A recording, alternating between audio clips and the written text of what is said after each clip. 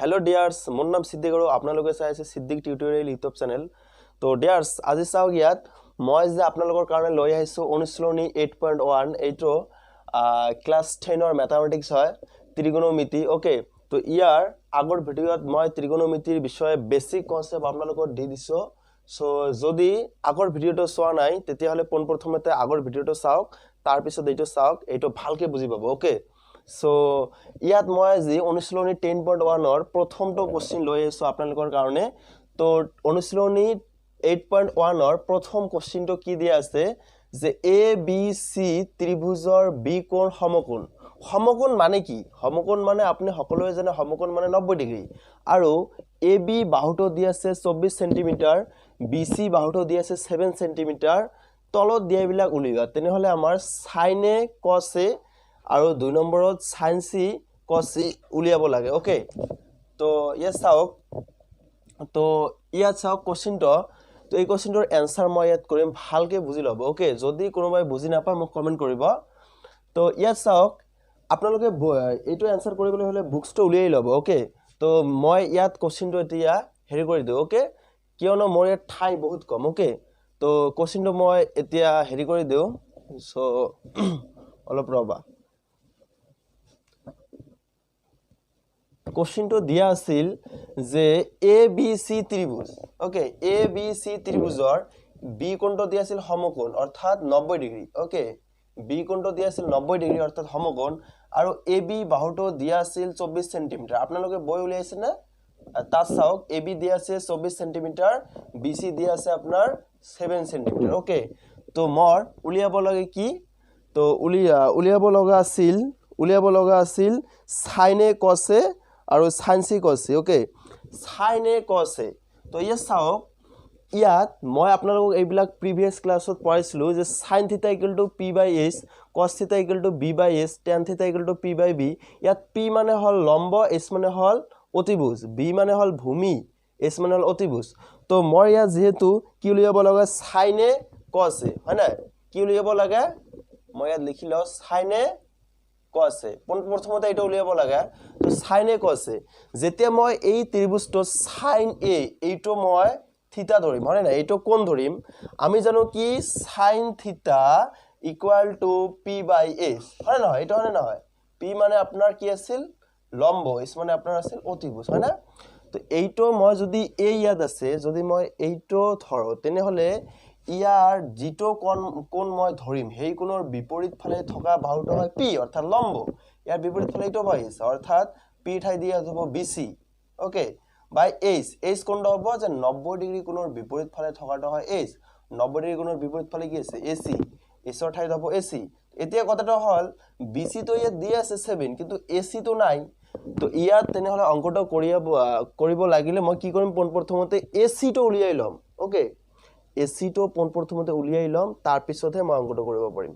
Okay, তো এতিয়া চাওক, মই এইটো তোমাক আগত কৈছো যে সমকোণী ত্ৰিভুজৰ ক্ষেত্ৰত এটা পাইথাগোৰাছৰ সূত্ৰ আছে কি? অতিভুজ স্কয়াৰ ইকুৱেল টু লম্ব স্কয়াৰ যোগ ভূমি স্কয়াৰ। এইটো মই ডিসকাস কৰি দিছিলো ইয়াৰ আগৰ ভিডিওত। যদি চোৱা নাই তেনেহলে পোনপ্ৰথমতে আগৰ ভিডিওটো চাই লবা। ওকে, তো এনসাৰটো চাওক, ইয়াত মই এইটো উলিয়াম। এইটো কি? 90 ডিগ্ৰীৰ বিপৰীত ফালে আছে অতিভুজ, হয় নাই? আৰু এইটো লম্ব, এইটো ভূমি। তো এনসাৰ তো মই ইয়াৰ পৰা কৰি দিছো। এনসাৰ পাইথাগোৰাছৰ উপপাদ্য মতে ডাইৰেক্টেড আমি লিখিব পাৰো ত্ৰিভুজ এ বি সি। ওকে, ত্ৰিভুজ এ বি সি মানে এই ত্ৰিভুজটোত অতিভুজ কোণটো আছে অতিভুজ স্কয়াৰ ইকুৱেল টু লম্ব স্কয়াৰ যোগ ভূমি স্কয়াৰ। অতিভুজ আছে আপোনাৰ এ সি, তো A C square equal to লম্ব বিসি স্কয়াৰ যোগ ভূমি স্কয়াৰ। ভূমি কি দিয়া আছে? এ বি, তো এ বি স্কয়াৰ। ওকে, ইয়াত কোনো অসুবিধা নাই ন, হয় না? তো এ চাওক, তো এসি স্কয়াৰ, এসি ঠাইত এসিৰ মান দিয়া নাই। বিসি কিমান দিয়া আছে? 7 স্কয়াৰ আছে কাৰণে স্কয়াৰ দি দিলো। এবি কিমান দিয়া আছে? 24 স্কয়াৰ থাকাৰ কাৰণে স্কয়াৰ দি দিলো। ওকে, তো চাওক AC square equal two 7 square. হেতু কি? 7 স্কয়াৰ হেতু মানে হল 7 পূৰণ 7। 7 পূৰণ 7 কৰিলে 7 7 যা 49। আমি অসমীয়াত পঢ়ো 7 7 গুণ 49। ওকে, তো ইয়াত 24 স্কয়াৰ, দ্যাট মিন্স কি 24 into 24 24 into 24 কৰিলে আপোনাৰ হয় 576 ওকে তো ইয়াত চাওক AC তো AC square equal to 49 and 576 এটো এড কৰিলে অৰ্থাৎ এটো যোগ কৰিলে আপোনাৰ হয় 625 হয় নাই তো ইয়াত চাওক স্কয়াৰটো মই উঠাই দিলে ইপিনে গৈ কিনে কি হ'ব ৰুট হ'ব হয় নাই ৰুট 625 তো ইয়াত চাওক ৰুট 625 এটো মানে কি আছিল যে এইটো একে একে কি সংখ্যা পূৰণ কৰিলে আমাৰ 625 হয় না এটো বৰ্গমূল উলিয়াব লাগিব 625 ৰ বৰ্গমূল হ'ব আপোনাৰ 25 ওকে যদি কোনোবা ষ্টুডেন্টৰ বৰ্গমূল উলিয়াতে প্ৰবলেম হয় তেনলে কমেন্ট কৰিব মই বৰ্গমূলৰ কাৰণে এটা এক্সট্ৰা কৈ ভিডিও বনাম ওকে সো ইয়েস চাওক তেনলে মই AC কিমান পালো AC পালো 25 ওকে এটো 24 এটো 7 হয় না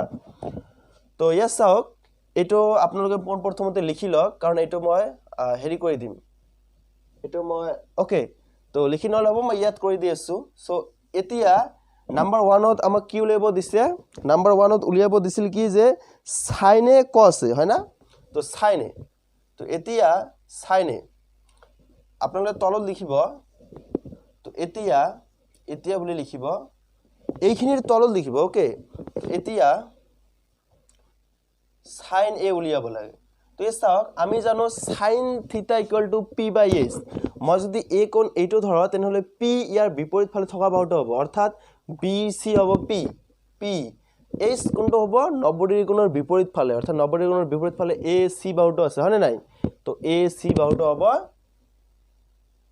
s হয় নাই যদি বুজা নাই আকৌ এবাৰ চাওক আমি জানো sin theta equal to p by s p মানে হল আপোনাৰ লম্ব তো p কোণটো বাহু হয় যিটোক মই ইয়াত কোণটো ধৰিম হেই কোণটোৰ বিপৰীত ফালে থকা বাহুটো হয় p এটো কোণ ধৰিছো ইয়াৰ বিপৰীত ফালে কি আছে bc তো bc বাই s মানে কোণটো 90 ডিগ্ৰী বিপৰীত ফালে কি আছে ac বাহুটো হল s তেনে ইয়া চাওক তো bc মানে কিমান দিয়া আছে bc মানে 7 ওকে ac মানে এতিয়া তো উলিয়ালো 25 তো 25 এটো হল আপোনাৰ आंसर ওকে আৰু কি দিয়া আছে আৰু দিয়া আছে cos a হয় না তো চাওক cos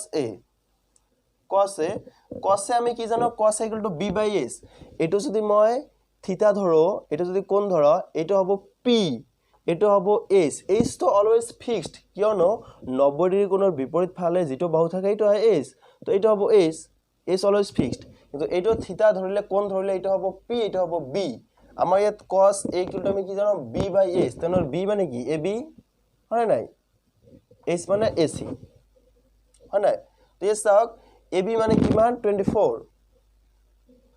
আৰু ac মানে 25 মই আগৰ ভিডিওত বহুত হেৰি কৰি এক্সপ্লেইনৰ হয় মই বুজাইছিলো কিন্তু যদি আপোনালোকে চোৱা নাই ইয়াৰ আগৰ ভিডিওটো চাওক তাৰ পিছত এইটো ভিডিও চাওক আপোনালোকে নিশ্চয় ভালকে বুজি পাব ওকে তো এতিয়া 2 নম্বৰত কি কৈছে 2 নম্বৰত কৈছে কি 2 নম্বৰত উলিয়াব দিছে sin c cos c okay 2 নম্বৰত উলিয়াব দিছে sin c cos c তো ইয়াৰ তলত আপুনি লিখিব sin c ওকে কি sin c তো sin থিটা আমি কি জানো sin থিটা p by s জানো হয় নাই sin থিটা কি জানো p by s sin এইটো যদি মই থিটা ধৰো ইয়াৰ বিপৰীত ফালে থকাটো p হ'ব অৰ্থাৎ ইয়াৰ বিপৰীত ফালে এইটো বাহু আছে p ab হয় নাই ab by s তো ac 90 ডিগ্ৰী বিপৰীত ফালে ac এতিয়ালে কি হল ab কিমান দি আছে 24 ac কিমান আছে 25 হৈ গল এটো आंसर তাৰপিছত আকৌ উলিয়াব দিছে cos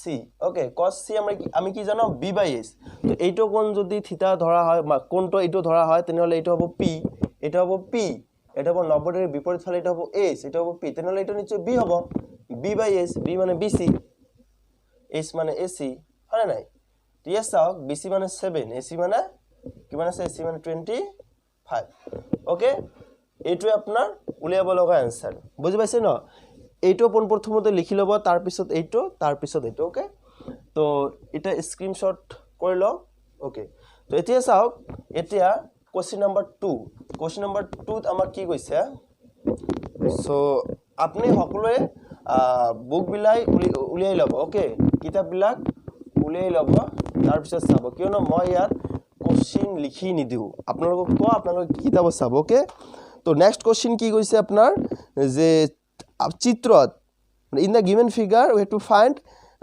10p minus quarter হয় না 10p minus cot r উলিয়াব লাগে আমাক চিত্ৰটো দিয়া আছে pqr ওকে pqr আমাক এটো চিত্র দিয়া আছে কি দিয়া আছে চিত্রটো pqr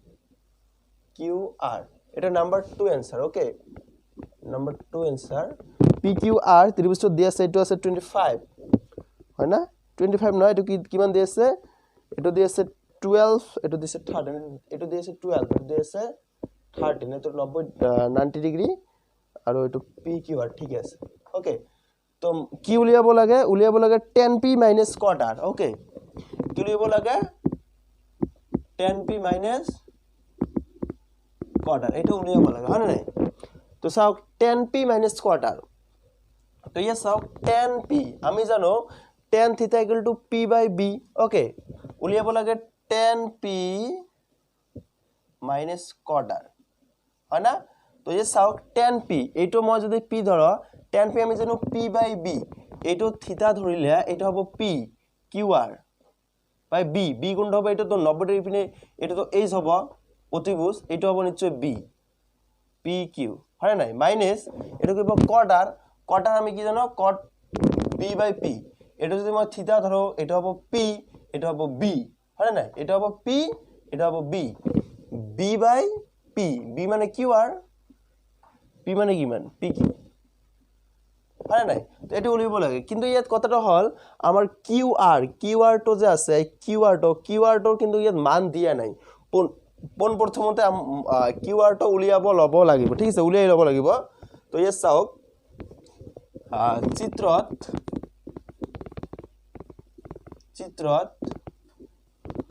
চিত্ৰত ত্ৰিভুজ abc ধৰে নাই ত্ৰিভুজ abc পাইথাগোৰাসৰ উপপাদ্য মতে আমাৰ কি হ'ব অতিভুজ স্কয়াৰ অতিভুজ ইয়াত কোনটো আছে 90 ডিগ্ৰি বিপৰীত ফালে pr অতিভুজ square pr square equal to লম্ব pq স্কয়ার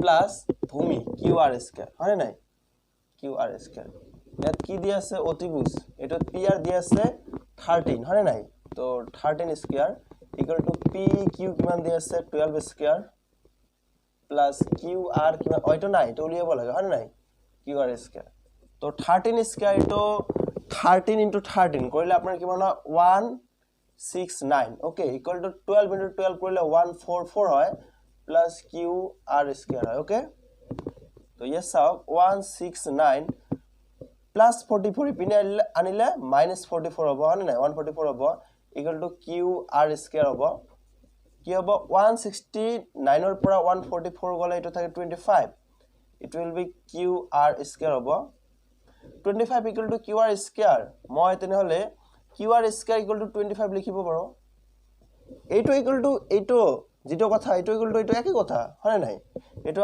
ইপিনে লাগিছো এইটো ইপিনে লাগিছো তাৰ পিছত স্কয়াৰটো উঠাই দিলে ইপিনে কি হ'ব ৰুট হ'ব স্কয়াৰটো তুলি দিলে উঠাই দিলে ইপিনে ৰুট হ'ব 25 তো 25 ক যদি মই বাহিৰত উলিয়াই আনো কি হ'ব 5 into 5 কৰিলে 25 হয় এই কাৰণে 5 আহিব হয় নাই তো ইয়েস চাওক qr ৰ মান পালো 5 এতিয়া তলত এতিয়া দি এটো লিখিব এতিয়া উলিয়াব লাগে কি যে 10p cot r হয় নাই এটো আপুনি তলত লিখিব 10p cot r 10p 10 যদি মই এইটো ধৰো তেন হলে কি হ'ব এইটো হ'ব p এৰ বিপৰীত ফালে এইটো p এটা হ'ব p এইটো তো h এইটো আপোনাৰ কি নিশ্চয় b হ'ব p h হলে এইটো b হ'ব তাহলে 10 থিতা আমি কি জানো p by b তেন হলে p মানে qr 10 theta qr by b মানে কোনটো pq মাইনাস আছে এই কাৰণে মই মাইনাস দিছো cot r তো ইয়েস চাও cot r যদি মই r কোনটো ইয়া ধৰিছে r কোনটো ধৰিলে এইটো হ'ব p এইটো তো h এসেই হ'ব